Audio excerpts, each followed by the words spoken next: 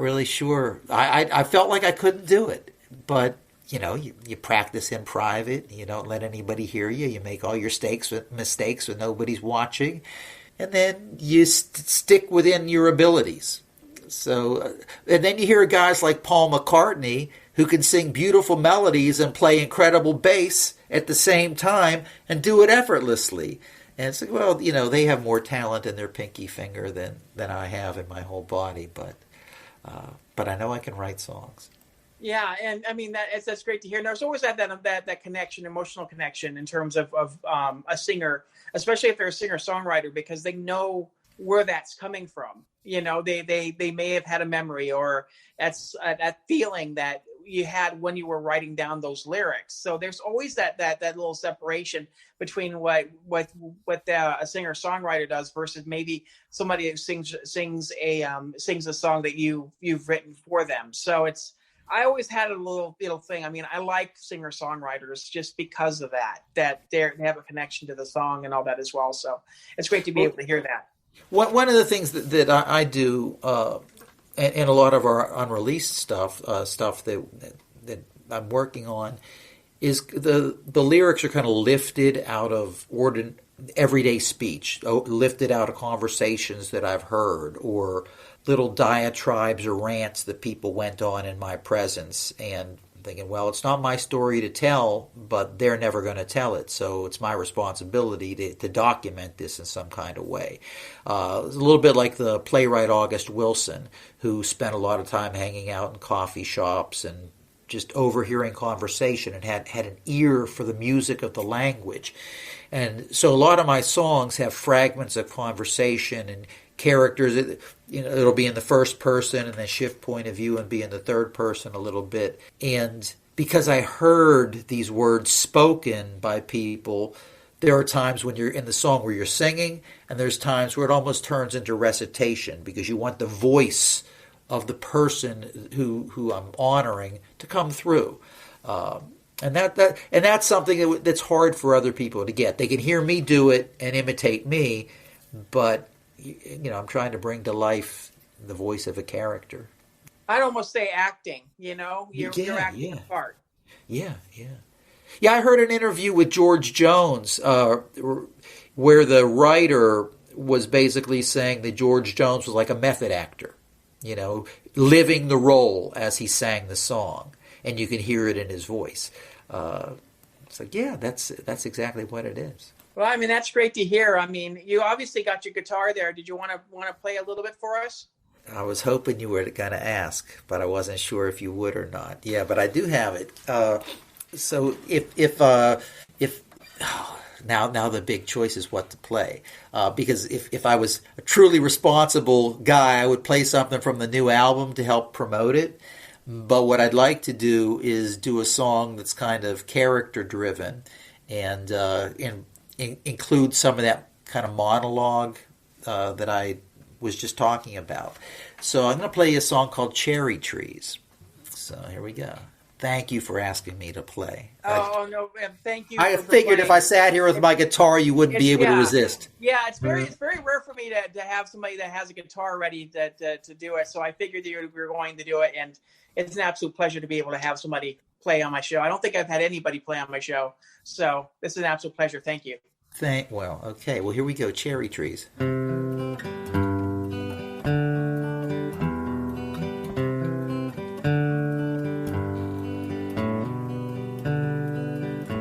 Those cherry trees, what happened? Why'd you cut them down? I loved those trees. Carpenter ants? When those cherries ripened, most were eaten by the birds. There was a day or two in June you had a chance. They were sour cherries, couldn't bake them in a pie.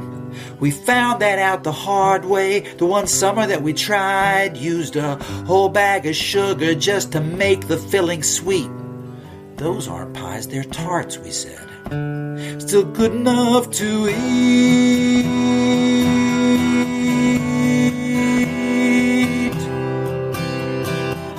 You cut them down, I guess you had to. The remaining trunks there looked like hollow tubes. Ranger danger had to be put down. How old was he in dog years? 7 to our 1. Well, do the math yourself. That means he was 105. 15 years for dogs, that isn't young. I see his saved his leash and collar. I bet you that was hard. Remember when he learned to jump the fence around your yard? I would have come, you know. You should have called at least. He knew it when the time had come. He did go out in peace.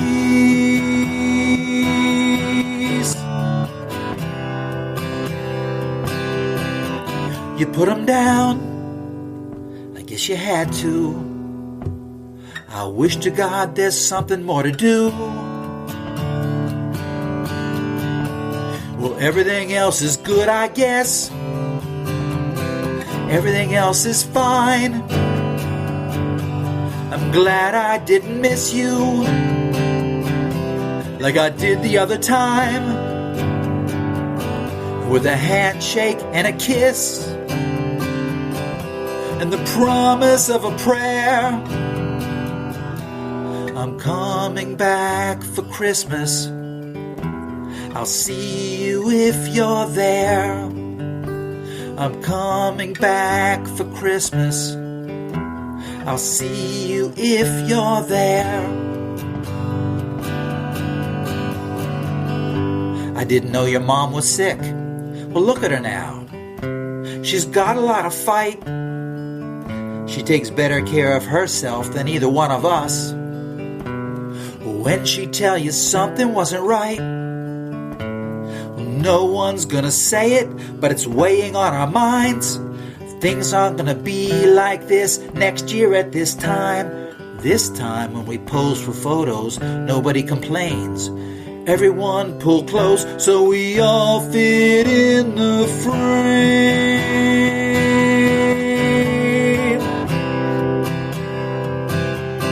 Which side's my good side? Everybody say cheese. Remember to get duplicates of these. Everything else is good, I guess. Everything else is fine. I'm glad I didn't miss you like I did the other time. With a handshake and a kiss and the promise of a prayer. I'm coming back for Christmas. I'll see you if you're there. I'm coming back for Christmas. I'll see you if you're there. Thank you. That was very, very lovely. Thanks, man. I mean, you can almost get a little teary-eyed on that song too. So thanks for playing for us as well. You know, like I said, the album's out right now. People can check out all the music, on Spotify, on wherever you get your music as well. Where can people find you on social media? Well, I know you're supposed to be, if you're a responsible artist, you're supposed to be everywhere. Instagram, Snapchat, blah, blah, Twitter. All I have is a Facebook page. So look up the Little Wretches. It's, Facebook.com/Little Wretches or however they do it. Just look up the Little Wretches on Facebook. And, our website, littlewretches.com. And, like you said, anywhere, Amazon, iTunes, Apple Music, anywhere that you can stream or download music, we're there. And I'd like to say that, we have a body of work that you can get into.